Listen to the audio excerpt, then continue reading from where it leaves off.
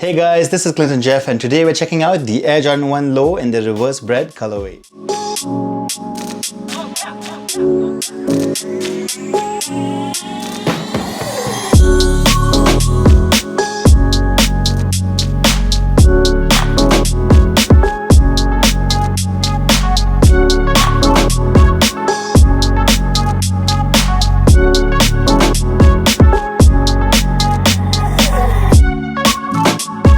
I honestly think that this is the best Jordan 1 Low colorway to drop this year. This colorway is also known as the Varsity Red colorway, just like the Air Jordan 1 High 85 Varsity Red, aka the Reverse Bred that it's based on. I gotta admit, there's been some pretty sweet Jordan 1 Lows over the last year. We've seen the Gym Reds drop, then there was the Pine Green, and even that Smoke Grey Shadow colorway, which all have one thing in common. They're all very similar to a Jordan 1 High colorway. I mean, don't get me wrong, I love that Jordan brand keeps pumping out so many colorways of the Jordan 1 Highs, but since they're so hyped up, they're really hard to cop. So I love whoever at Jordan brand was like, what if we sell the same colorways but in a low top version? Which works out well for me because hey, these look sweet and at least we can finally cop a pair of Jordans that look similar to those hyped up highs. Like hey, there's no way I'll ever be able to afford the resale price on the Jordan 1 High Varsity Red. So in comparison, this low model isn't too bad. The Reverse Bred Air Jordan 1 Low is a pretty sweet colorway that dropped early here in Asia and parts of Europe. Lows generally retail at about $90 in the US, although this colorway has yet to drop in North America. But the thing about Air Jordan 1 Lows is that they generally don't have too much hype around them, which is a good thing because this means that you might still be able to find these shoes sitting around at a store. Even with resellers, they won't be priced much higher than the retail price. So these are totally worth the cop. Alright, coming to the shoe itself and starting with the upper, it's made out of a combination of that Varsity Red, black and white color schemes with this black leather on the toe box area with the usual perforations. The textured leather here is different from the same on the Gym Red Jordan 1 Lows in that it doesn't have a shiny finish. Honestly, I'm not a big fan of that shiny finish, so I'm happy not to see them here. The leather quality here seems more or less the same as on other Jordan 1 Lows. It's a synthetic leather that's a little stiff and rigid and not as soft as the leather that we usually see on the more premium Jordan 1 Highs. This of course means that these are probably going to crease up really bad the more you wear these shoes, as Jordan 1s tend to.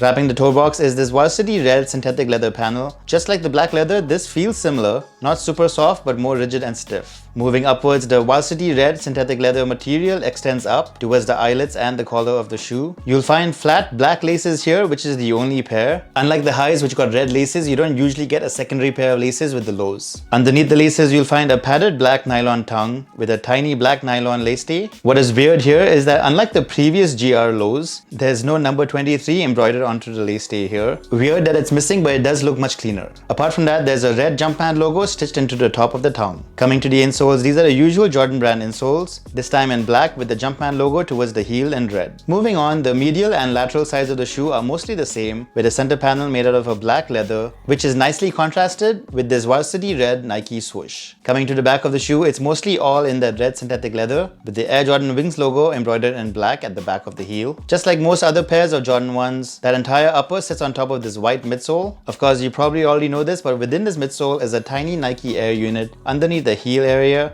that isn't externally visible, but definitely helps with midsole comfort when you're wearing these around. Below that, you have the Varsity Red outsole, which is in the usual Jordan 1 outsole pattern, with this circular traction pattern towards the forefoot and the Nike swoosh branding in the center. That's about it for design. Coming to comfort and fit, Jordan 1 Lows tend to fit true to size. If you have wide feet like I do, you might want to go up half a size if possible, because that synthetic leather that they used here isn't really the softest. So it might be a little bit too snug for wide feet. In terms of comfort, honestly, it feels just like every other pair of Jordan 1s, which means it's a rather stiff, flat kind of feeling underfoot, since there's really not too much going on from a cushioning point of view. But to its credit, the Jordan 1 Low is a pretty stable and durable shoe. So if you want a really stylish pair of everyday sneakers and you're okay with how Jordan 1s feel underfoot, well, here's a really good option for you. Alright guys, with all of that out of the way, let's take a look at the Air Jordan 1 Lows in the Reverse Bred colorway on feet.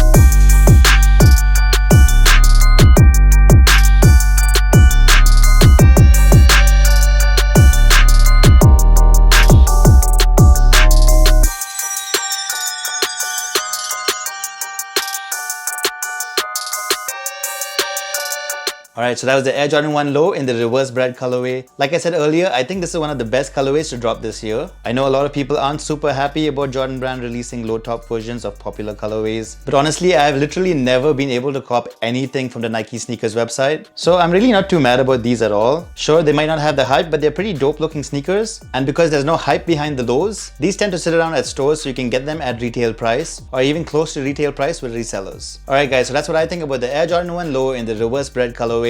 I know I've said this a bunch of times already, but this is one of the best colorways to drop so far. I'd love to know what you guys think about this shoe, and do you think the Jordan 1 Lows are low-key hype sneakers? Let me know right in the comment section below. And hey, if you want to see more photos of this shoe, don't forget to hit me up on Instagram and give me a follow at ClintonJeff. And hey, if this video was helpful and you want to support the channel, don't forget to hit the like button right below and maybe subscribe because that would be appreciated. And yeah, that's about it. Thanks for watching guys, and I'll catch you in the next one.